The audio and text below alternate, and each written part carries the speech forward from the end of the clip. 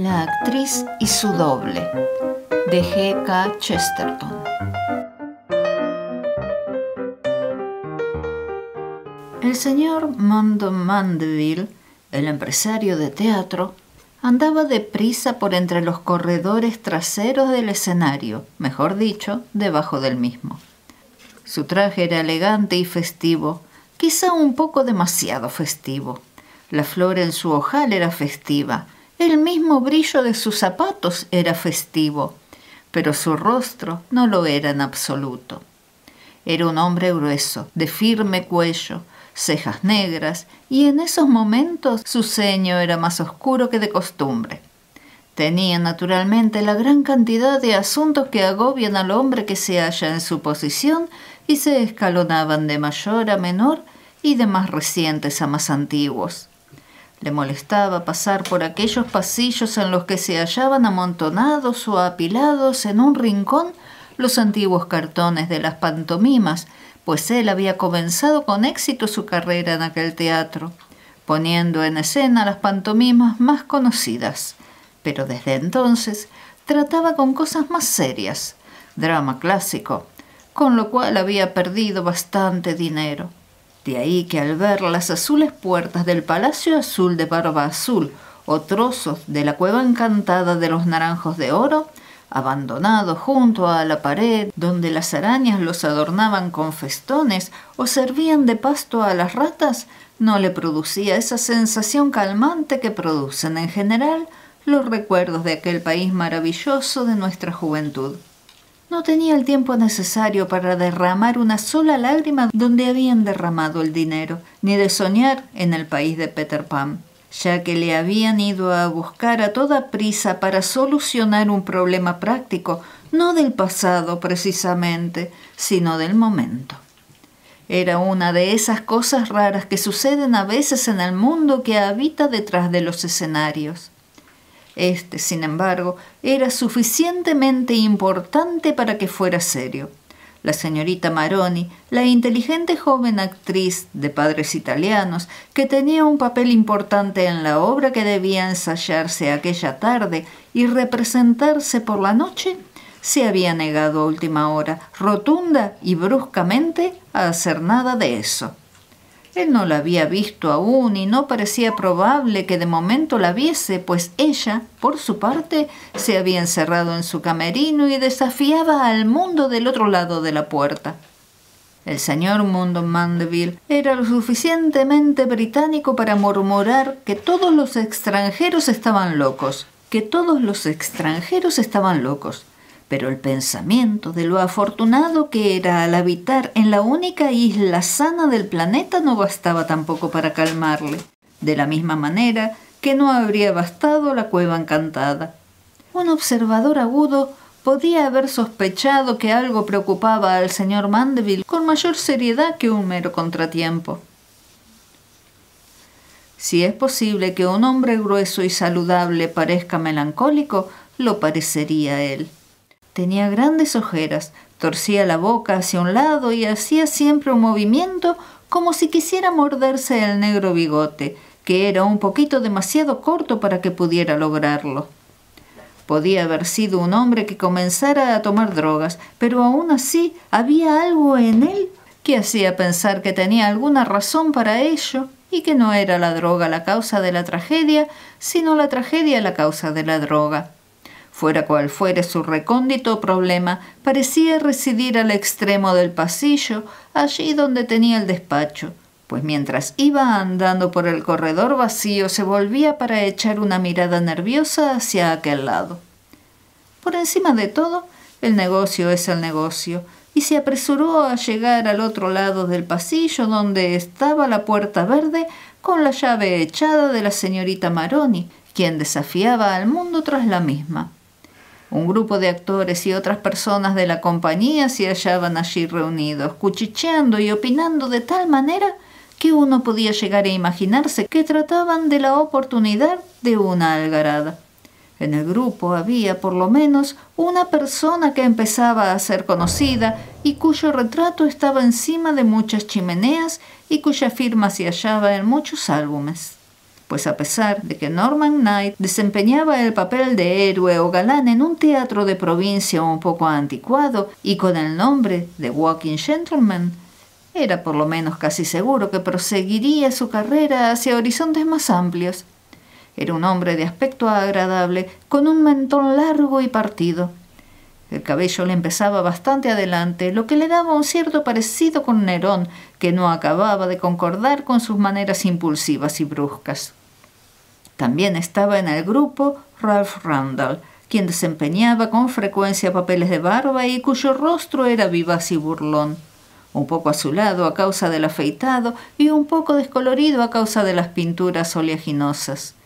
También estaba presente el segundo galán de la compañía Mandeville, que continuaba la tradición aún no desaparecida del amigo Carlos. Era moreno, joven, de cabello rizado y con un perfil algo semítico. Ostentaba el nombre de Aubrey Vernon. El grupo contaba también con la doncella de la esposa de Mondon Mandeville, una persona de aspecto imponente, de cabello rojizo muy apretado alrededor de su rostro leñoso. También se agregó a él la esposa de Mandeville, una mujer quieta que permanecía en segundo término. Tenía el rostro pálido y paciente, que no había perdido la regularidad a causa de la palidez del color de sus ojos y el color claro de su cabello rubio, peinado en dos sencillas crenchas, como las de una virgen muy arcaica. No era cosa conocida por todos que ella había sido, en tiempos, una actriz bastante famosa en el teatro de Ibsen y del drama intelectual. Mas su esposo no concedía mucha importancia al teatro psicológico y desde luego se hallaba en esos momentos más interesado en el problema de hacer salir a una actriz extranjera de su habitación. Nueva versión del truco de la dama desaparecida. ¿No ha salido aún?, preguntó a la doncella de su mujer más que a esta misma. No, señor, contestó la mujer, a quien se la conocía por el nombre de señora Sand, de una manera huraña. Empezamos a estar un poco escamados, dijo el viejo Randall. Parecía estar un poco desequilibrada y tenemos miedo de que haga algo. ¡Diablo!, exclamó Mandeville con su manera poco graciosa. La propaganda está muy bien, pero no nos interesa esta clase de propaganda. ¿No tiene algún amigo por aquí? ¿No hay nadie que tenga cierto poder sobre ella? Jervis opina que la única persona que la podría hacer entrar en razón es su confesor, dijo Randall. Para el caso de que esté efectivamente colgando de una percha, quizá valiera la pena que estuviera aquí. Jarvis ha ido a buscarle, y por cierto que aquí llega. Dos personas más aparecieron en el pasillo subterráneo de debajo del escenario.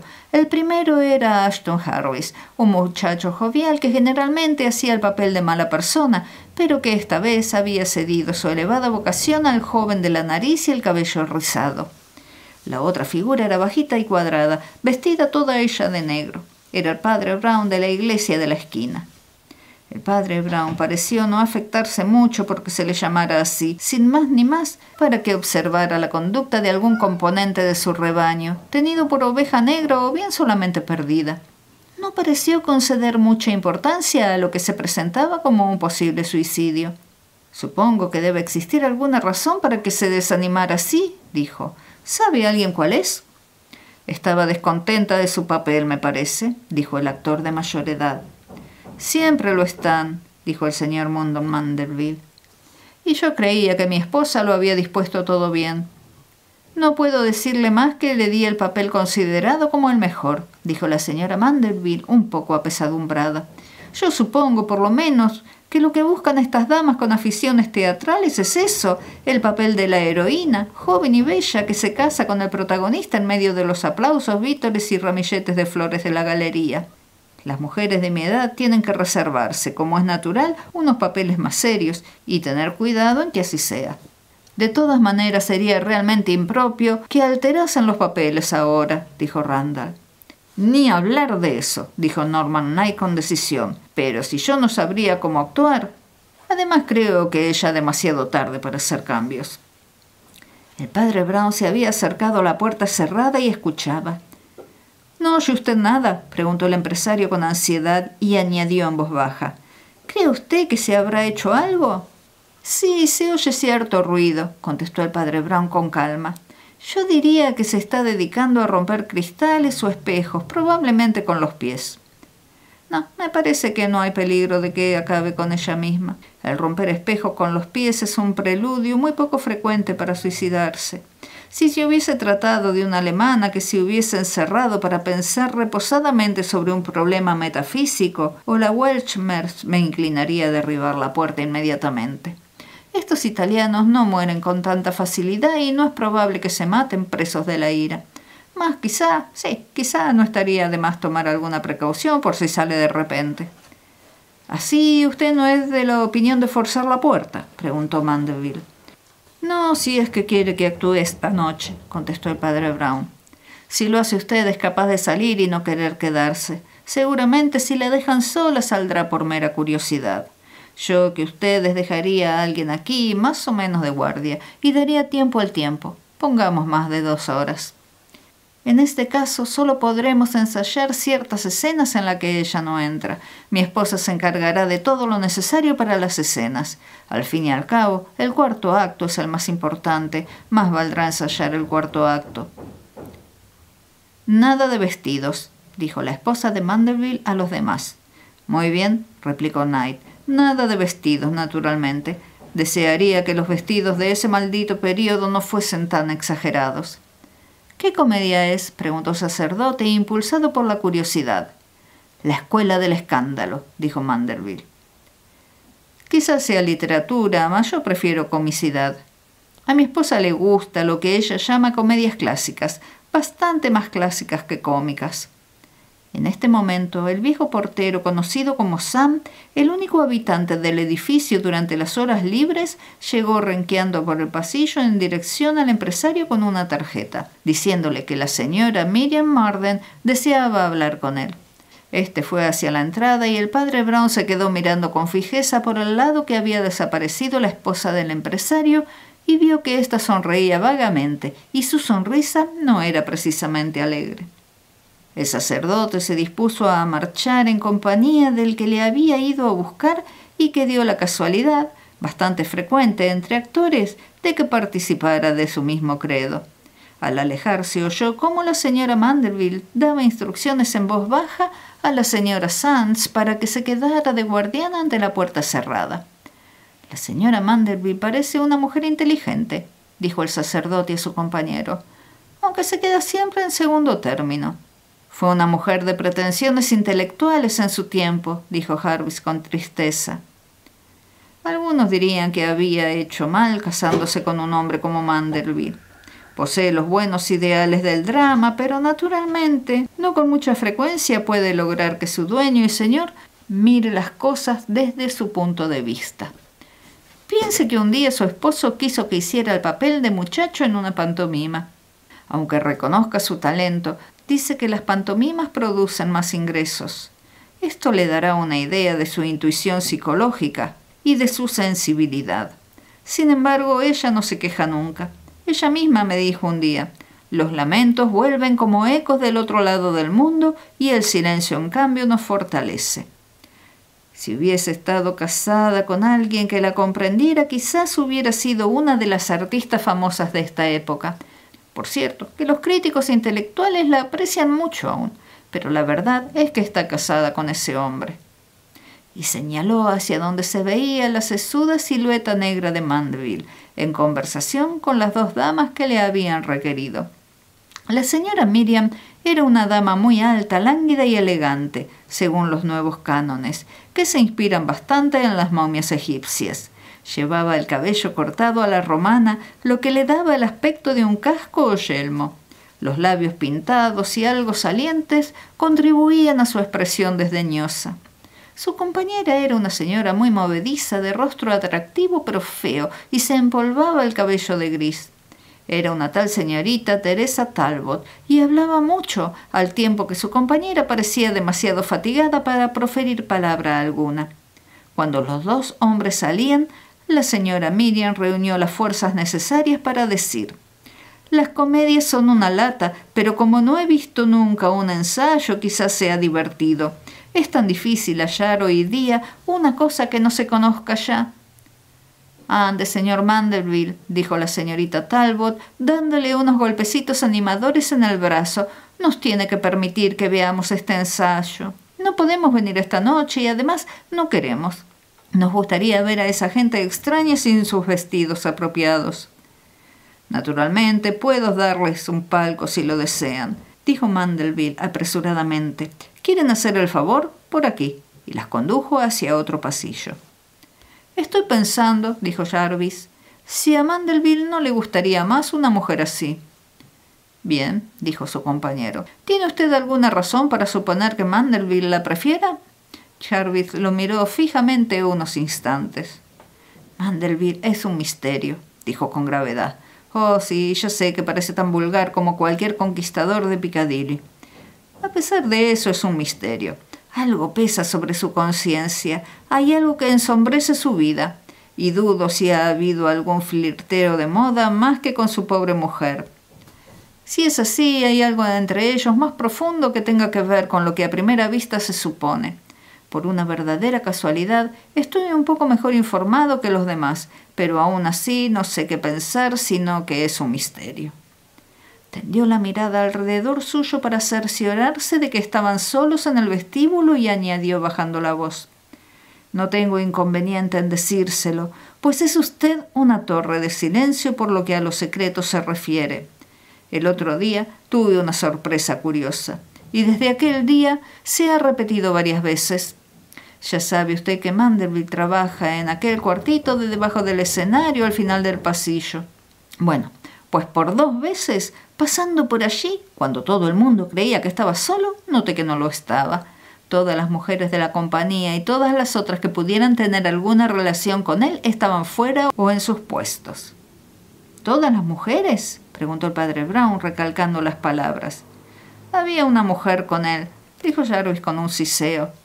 Hay una mujer que lo visita con frecuencia, alguna que ninguno de nosotros conoce. Yo mismo no sé cómo entra, ya que no lo hace por el pasillo. Me parece que una vez vi a una persona con un velo o capa paseando por detrás del teatro, como un fantasma, pero no lo era, y tampoco creo que sea un asunto vulgar. No me parece cuestión de amoríos, antes bien pensaría en un chantaje. ¿Qué se lo hace pensar?, preguntó el otro. Pues que, dijo Jarvis con una mueca de circunstancias en el rostro. Oí ruido como de pelea y luego la voz de una mujer amenazadora y de timbre metálico que dijo estas tajantes y claras palabras: «Yo soy tu mujer». «¿Así cree usted que es bígamo?», dijo el padre Brown pensativo. «Sí, es verdad, la bigamia y el chantaje suelen ir juntos, naturalmente. Pero tal vez esté mintiendo al mismo tiempo que sacándole el dinero. Esta gente de teatro se ve con frecuencia seguida de monomaníacos. Tal vez esté loca. Quizá tenga usted razón, pero no me precipitaría a sacar conclusiones prematuras. Y hablando de gente de teatro, ¿no empieza el ensayo? ¿No es usted actor?» «No salgo en esta escena», dijo Jarvis con una sonrisa. «Solo van a hacer un acto mientras su amiga italiana no se reponga». «Hablando de mi amiga italiana», dijo el sacerdote, «me gustaría saber si ha recobrado el juicio». «Podemos ir a comprobarlo», dijo Jarvis. Y descendieron a los sótanos y hacia el largo pasillo, a un extremo del cual estaba el despacho de Mandeville y al otro la puerta cerrada de la señora Maroni. La señora Sands permanecía frente a ella, más seria e inmóvil que un ídolo de madera. Cuando se acercaban al otro extremo del pasillo, se encontraron con varios de los artistas que subían las escaleras hacia el escenario.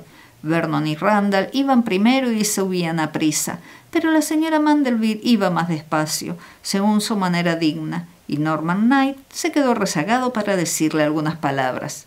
Algunas de ellas resbalaron por los peldaños sin intención alguna. «Yo le aseguro que hay una mujer que lo visita», decía Knight con violencia. «No», dijo la dama con voz argentina que tenía algo de metálica. «No debe usted hablar así. Recuerde que es mi marido». «Por todos los santos desearía olvidarlo», dijo Knight subiendo los escalones que faltaban a toda prisa. La dama le siguió plácida, sin inmutarse.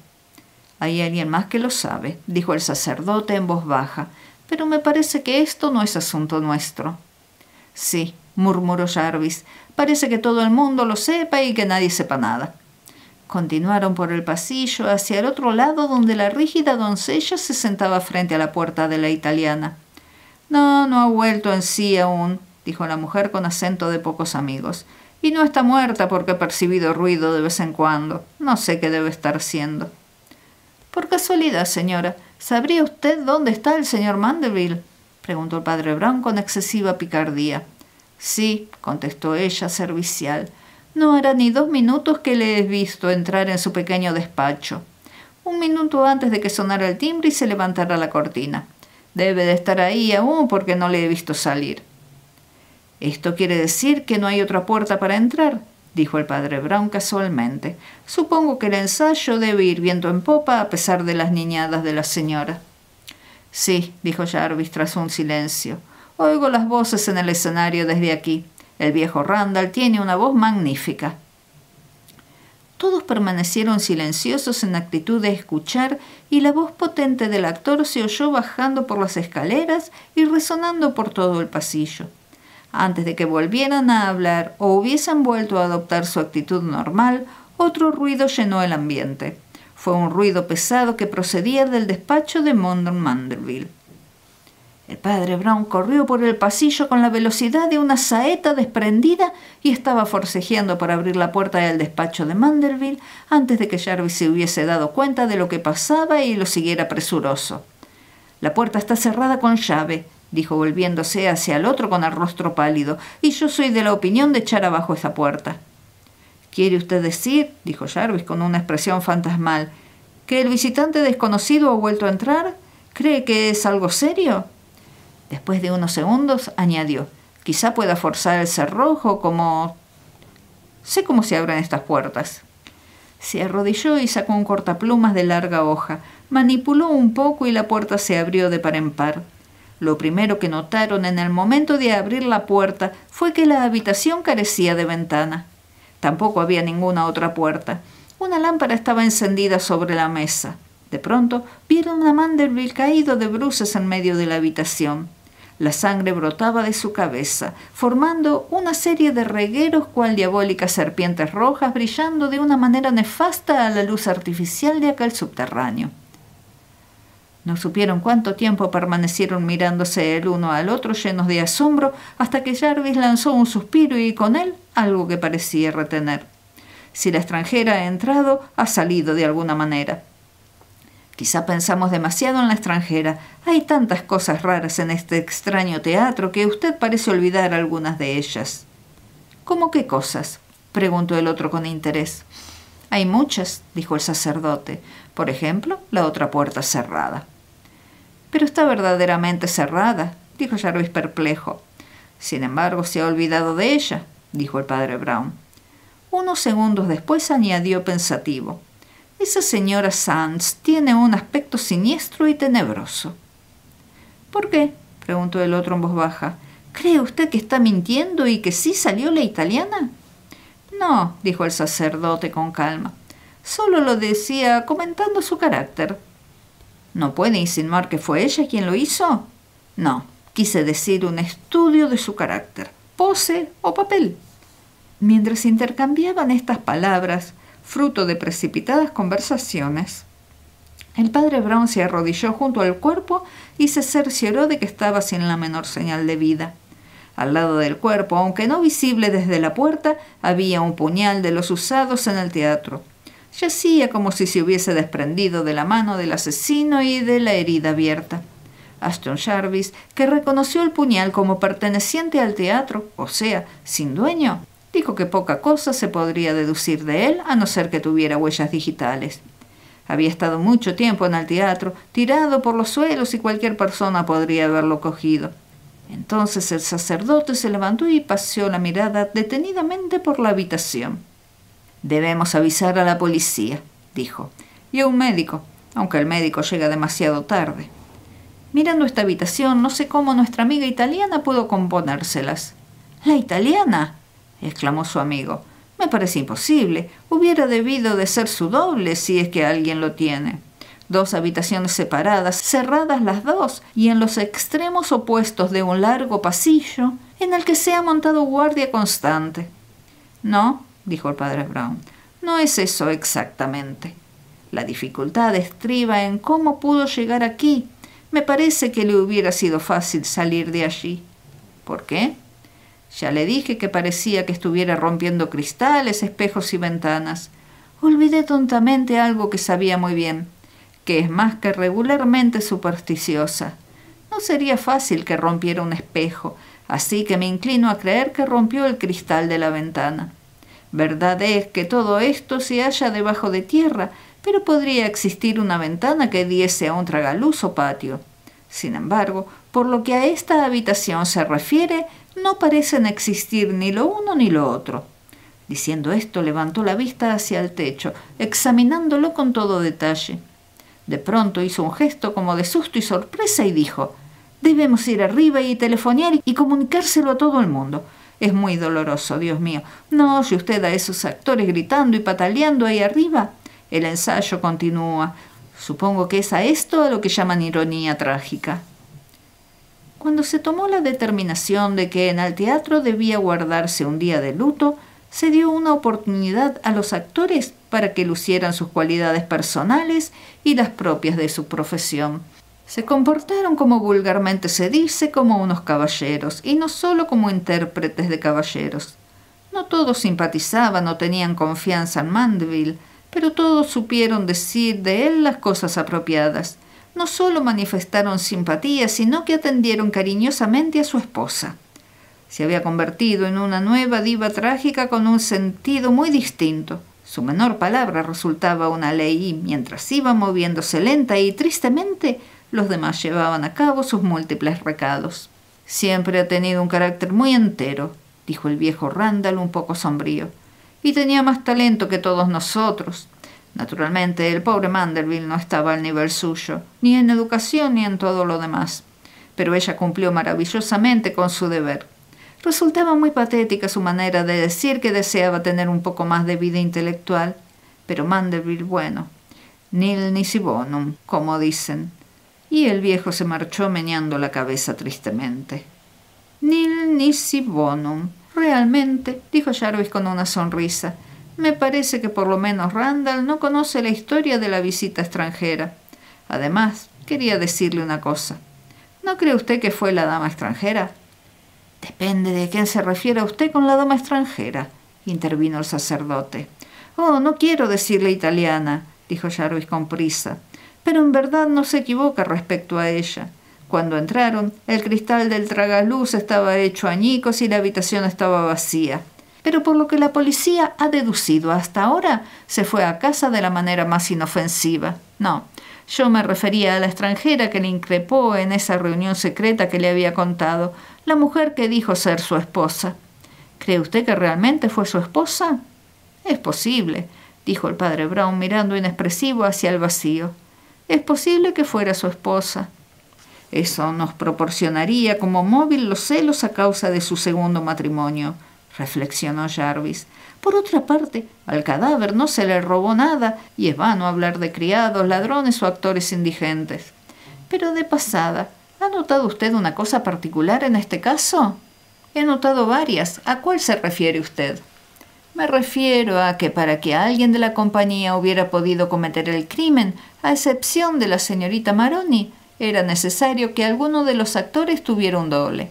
Por lo que ahora se ve, resulta muy ventajoso para todos el que el pobre Manderville pusiera esas dos maniáticas en el palco. Ellas pueden testificar que el acto se hizo sin una sola interrupción y con todos los personajes allí presentes. Empezaron bastante antes de que Manderville entrara en su habitación y continuaron aún como 10 minutos después de que usted y yo halláramos el cuerpo muerto. Y por otra coincidencia afortunada, en el preciso instante en que le oímos caer, se precisaba la presencia de todos los artistas en el escenario. Sí, todo esto es realmente importante y lo simplifica mucho», asintió el padre Brown. «Contemos a las personas a quienes el doble encubriría. Estaba Randall. Por mi parte me parece que Randall aborrecía al empresario, aunque ahora encubra muy bien aquel sentimiento. De todas maneras, queda descartado. Su voz era la que oímos retumbar en el piso superior desde el escenario.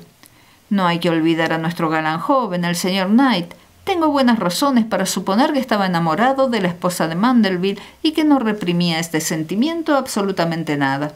Sin embargo, queda fuera de toda sospecha, ya que estaba en el escenario sufriendo a la diatriba del otro.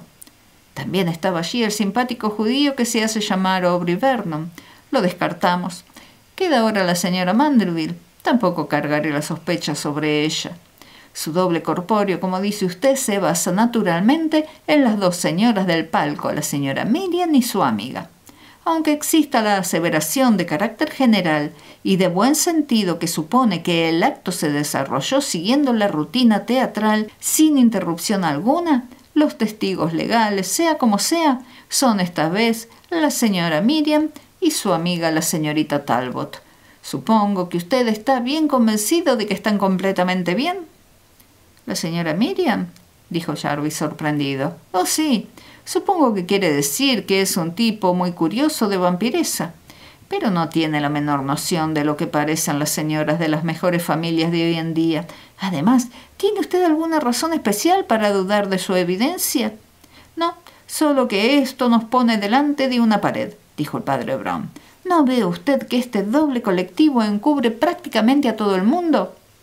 Esos 4 eran los únicos actores en el teatro aquel día, y no había ningún criado, ninguno a excepción del viejo Sam, que vigiló la única entrada reconocida como tal, y la mujer que guardaba la puerta de la señorita Maroni. Nos podrían acusar del crimen ya que fuimos los que hallamos el cuerpo. Me parece que no hay nadie más a quien se pueda acusar. Supongo que no lo mató usted mientras estaba vuelto hacia otro lado. Jarvis levantó los ojos con un pequeño susto y su rostro volvió a tener luego una expresión de humor. Meneó la cabeza. Usted no lo hizo, dijo el padre Brown, y de momento admitiremos, para bien del argumento, que no lo hice yo. Como hemos descartado a los del escenario, solo quedan en pie la señora Maroni detrás de su puerta cerrada, la centinela delante de la misma y el viejo Sam. ¿Piensa usted en las 2 señoras del palco? Naturalmente, podrían haber salido de allí. No, dijo Jarvis. Estoy pensando en la desconocida que dijo a Mandeville que era su esposa. Quizá lo fuese, dijo el sacerdote. Y esta vez su voz tenía un tono que obligó a su compañero a que se pusiera de pie y se apoyara encima de la mesa. Nosotros dijimos que, tal vez, su primera esposa tenía celos de la segunda. No, dijo el padre Brown. Quizá tuviera celos de la italiana o tal vez de la señora Miriam Marden, pero no estaba celosa de la otra mujer. ¿Y por qué no? Porque no la ha habido, dijo el padre Brown. Me parece muy elocuente que el señor Mandeville no fue bígamo, sino una persona altamente monógama. Su esposa era demasiado para él, lo era tanto que todos ustedes supusieron caritativamente que debía de ser otra persona. Pero no acabo de ver de qué manera podía hallarse junto a él, pues estamos de acuerdo en que no se movió de la puerta delantera del escenario representando un papel importante. ¿Piensa de veras que esa extranjera de quien hablamos era la señora Mandeville, a quien todos conocemos?, preguntó Jarvis. Mas su pregunta quedó sin respuesta, porque el padre Brown estaba mirando en el vacío con una expresión casi idiota. Acostumbraba a parecer tanto más idiota cuanto más inteligente era. Minutos después se ponía de pie, contristado y afligido. «Esto es horrible», dijo. «No tengo la certeza de que no sea este el peor caso que haya visto. De todas maneras tendré que desentrañarlo. ¿Quisiera usted ir a decir a la señora Mandeville que si puedo hablar con ella en privado?» «Ya lo creo», dijo Jarvis yendo hacia la puerta. «¿Qué sucede?» «Que he nacido tonto», dijo el padre Brown. «Nada, una queja muy frecuente en este valle de lágrimas, que la comedia se llamaba La Escuela del Escándalo». Paseó nerviosamente por la habitación hasta que volvió Jarvis muy alarmado. «No la encuentro por ninguna parte», dijo. «Nadie sabe dónde está». «Tampoco saben dónde está Norman Knight, ¿verdad?», preguntó el padre Brown con severidad. «Bueno, pues esto me libra de la peor entrevista que haya tenido en mi vida. Si no hubiese sido por mi confianza en Dios, diría que la temía. Sin embargo, ella me temía. También le asustaba que yo hubiera visto o oído algo. Knight le estaba rogando siempre que huyera con él. Ahora lo ha hecho y lo siento terriblemente por él». «¿Por él?», preguntó Jarvis. No me dirá usted que sea maravilloso eso de huir con una asesina, dijo el otro sin pasión. Pero ella fue algo peor que una asesina. ¿Qué fue? Una egoísta, dijo el padre Brown. Era una de esas personas que miran primero en el espejo antes de mirar por la ventana, y tal es la peor calamidad que puede ocurrir en esta vida mortal. El espejo no le dio suerte, pero esto más bien fue porque no estaba roto. No comprendo lo que dice, dijo Jarvis. Todo el mundo la consideraba una persona de grandes ideales, casi viviendo en un plano superior al nuestro. Ella se consideraba así, dijo el otro, y sabía la manera de comportarse para que todo el mundo la tuviera por eso. Tal vez no la haya conocido lo bastante para equivocarme. Sin embargo, yo supe enseguida qué clase de persona era minutos después de haberla visto. «Oh, no diga», exclamó Jarvis. «Estoy seguro de que su comportamiento para con la italiana fue estupendo».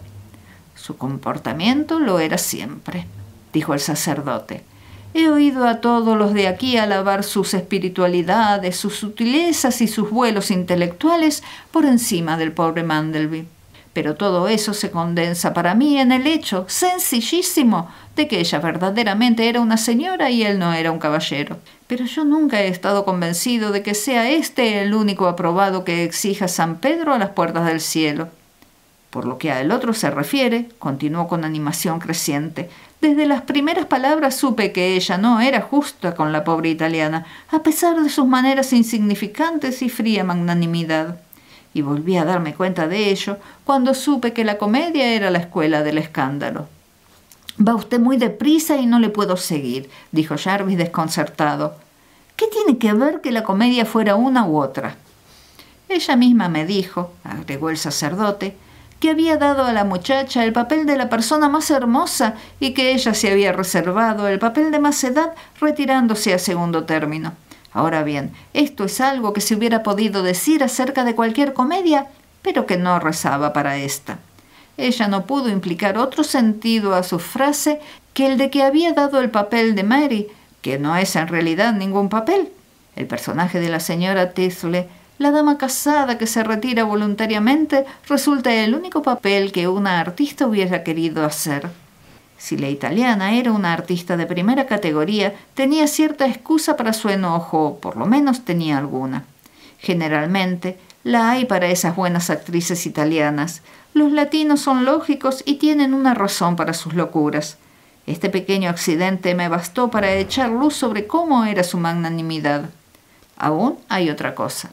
Usted se rió cuando yo dije que el rostro huraño de la señora Sands era el estudio de un carácter, pero no el de la misma señora Sands. Sin embargo, dije verdad. Si quiere usted saber cómo es una mujer, no la mire directamente, porque quizás sea demasiado inteligente y lista. No mire tampoco a los hombres que la rodean, pues quizás sean demasiado tontos. Sino mire a otra mujer que está cerca de ella, y en especial a una que esté a sus órdenes. Usted verá en ese espejo su rostro verdadero, y el que la señora Sands reflejaba era muy feo. Y en cuanto a las otras impresiones, ¿qué podía deducir de ellas? Oí muchas cosas acerca del poco mérito del pobre Mandelby, pero este defecto se reducía a no ser lo suficiente para ella. Estoy seguro de que esto le prevenía indirectamente contra ella. Se delataba por sí solo, por lo que de los hechos se desprende, ella había confiado a cada uno la soledad de su vida intelectual. Usted mismo dijo que ella no se quejaba nunca y luego añadió cómo su silencio fortalecía su alma. Esto da la pauta. Es una muestra inconfundible. La gente que se queja son cristianos engorrosos, hechos y derechos. No me importuna. Pero la gente que se queja de que nunca se queja, esos son la peste. Son el mismo diablo. ¿No es precisamente ese alarde de estoicismo el tema del culto byroniano a Satanás? Oí hablar de todo eso y por vida mía que no sabía de qué se quejaba. No había nadie que se atreviera a insinuar que su marido bebiera, le pegara o la dejara sin dinero, ni que le fuera infiel, hasta que se reveló el rumor de las reuniones secretas. En realidad era una costumbre melodramática en ella la de molestarle con sus manías. Cuando uno se dispone a mirar los hechos, dejando de lado el ambiente de mártir que ella sabía crear, Se ve que las cosas eran de una manera muy distinta. Mandeville dejó de hacer dinero en las pantomimas para darle el gusto. Empezó a perder dinero en el drama clásico para complacerla. Ella arreglaba el escenario y mobiliario a su antojo.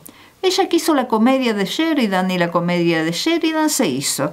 Quiso el papel de la señora Teasley y lo tuvo. Trató de hacer un ensayo precisamente a aquella hora en traje de calle y lo logró. Quizá valga la pena detenerse a pensar en esto último. ¿Pero de qué sirve toda esa arenga?, preguntó el actor, que había oído pocas veces al padre Brown hablar tanto seguido. Me parece que se ha apartado mucho del asesinato con todas esas descripciones psicológicas. Quizá haya huido con tiempo, o tal vez haya burlado a Randall o me haya enlodado a mí. Pero no es posible que haya matado a su marido. Todo el mundo está convencido de que estuvo siempre en el escenario. Puede que sea una mujer cruel, pero no es una bruja. No me atrevería a asegurarlo, dijo el padre Brown con una sonrisa. Pero no tenía necesidad de usar de ninguna brujería en este caso. Yo sé que lo hizo y con mucha sencillez. ¿Por qué está tan seguro de ello?, preguntó Jarvis mirándole preocupado. Porque la comedia era la escuela del escándalo, contestó el padre Brown, y precisamente se hizo el cuarto acto. Me gustaría recordarle que ella arreglaba el escenario tal y como le venía en gana. También ha de recordar que este escenario había servido para representar pantomimas. Como es natural, tenía que poseer puertas falsas y escotillones. Y cuando usted dice que los testimonios aseguran haber visto a todos los actores siempre en escena, yo le diré que en ese preciso acto, uno de los actores, si bien permanece siempre en escena, durante un momento no se le ve. Técnicamente está en escena y prácticamente puede estar muy lejos de ella. Es el significado del biombo de la señora Teasley y del doble de la señora Mandeville. Hubo un silencio y el actor dijo: ¿Usted cree que se deslizó por una puerta falsa por detrás del biombo y cayó sobre el despacho del empresario? Se deslizó de alguna manera y esto es seguramente lo más probable, dijo el otro. Me parece tanto más probable cuanto que tenía la oportunidad de no tener que vestirse de época, e incluso lo arregló para que así fuese. Estos son conjeturas, pero me parece que con los miriñaques del siglo XVIII habría sido más difícil escabullirse. Hay muchas incógnitas, pero me parece que todas se podrán resolver por turno y con tiempo. Lo que no puedo llegar a solucionar es la gran incógnita, dijo Jarvis apoyando la cabeza en la palma de la mano. Lo que no puede imaginarse es que la persona de la que hablamos, tan serena y equilibrada, pueda perder su estabilidad física, por no decir ya la moral. ¿Habría algún motivo que fuera suficiente? ¿Estaba muy enamorada de Knight? Así lo espero, dijo su compañero. En realidad sería la excusa más humana, pero siento decir que lo dudo. Lo que ella quería era librarse de su marido, que era un provinciano que no reunía mucho dinero. Ella buscaba hacer una carrera como esposa triunfante de un actor triunfante que prosperase rápidamente. Pero no quería actuar en ese sentido en la escuela del escándalo. No habría escapado con un hombre si no era como último resorte. El caso para ella no era el de una pasión humana, sino el de una ambición desmesurada. Intimidaba siempre a su marido para que se divorciara o se quitara de en medio y como rehusaba, lo pagó caro. Aún tiene usted que recordar otra cosa. Ustedes hablan de que estas personas inteligentes tienen un sentido del drama más refinado y más filosófico. Pero recuerde a lo que se reduce la mejor parte de la filosofía. Recuerde qué clase de conducta manifiestan estas encumbradas inteligencias con los encumbrados. Todo se refiere al deseo de poder, al derecho de la vida y a la experiencia. Todo un hato de tonterías sin sentido. Tonterías que pueden condenar. El padre Brown frunció el entrecejo, cosa que hacía muy raras veces, y aún tenía el rostro ensombrecido cuando se puso el sombrero para salir.